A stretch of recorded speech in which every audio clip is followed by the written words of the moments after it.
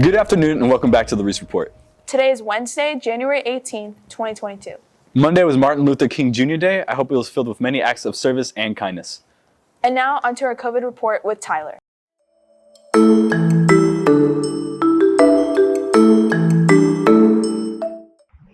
Thank you, Marilyn. As the Omicron variant continues to rampage the United States like a wildfire, the map for COVID-19 cases on the CDC's website is in the red zone, meaning a high transmission rate. In fact, over the holidays, the United States reached a new COVID case record, counting 1 million new cases in a single day. Vaccinations continue to be highly encouraged if you are eligible to do so, and if you are already vaccinated, to get the booster shot. Further, as per CDC guidelines, everyone in Fort Bend County should be wearing a mask in public indoor settings. Many new studies have even suggested that you may need to upgrade your mask as COVID-19 cases continue to surge. If you're ever in close contact with anyone who has tested positive or begin to develop any symptoms, isolate yourself and get tested as soon as you can. You can get more information on the CDC's website. This is Tyler Mock reporting live. Back to you, Marilyn. Thanks, Tyler. Remember to wash your hands and sanitize when possible. Hey Marilyn, are you coming to Reese next year? Yeah, do we have to apply again? Yes, we do. All new and returning Reese students must apply to come to Reese next year. Applications opened yesterday and closed February 18th. Okay, great. Let me put that in my calendar. Do that later. On to Sophia for the film reel.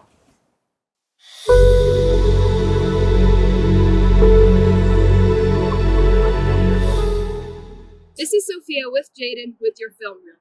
Last year in December, the highly grossing movie Spider-Man No Way Home has captivated audiences across the globe, producing a box office revenue of $1.18 billion in the first 2 weeks. But with the new year comes new movies. Here are some highly anticipated films coming out in 2022.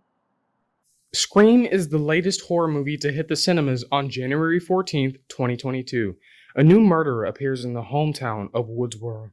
25 years after the original killer, Sidney Prescott returns to the franchise as a protagonist to solve the mystery. The new Batman movie comes out on March 4th, 2022. It tells the story of Batman's origins and his encounter with the infamous villains, the Riddler and the Penguin. Robert Pattinson has a lot to live up to since it's his first time playing the Batman. For all the Disney fans out there, the new movie Turning Red is coming out on March 11th, 2022. It follows the story of Mei Li and her journey through adolescence, featuring her unusual trait of turning into a red panda whenever she gets too excited. This is Sophia and Jaden signing off. Let's get back to the anchors. Thanks, Sophia. Batman sounds cool. Now let's get some insight on what's going on in our world. The U.S. announced a diplomatic boycott of the Winter Olympics in Beijing, China, over human rights because of mass detention and concentration camps, as well as a forced sterilization campaign against Uyghurs and other Muslim ethnic minorities. Take a look at this. As the president has told President Xi, standing up for human rights is in the DNA of Americans.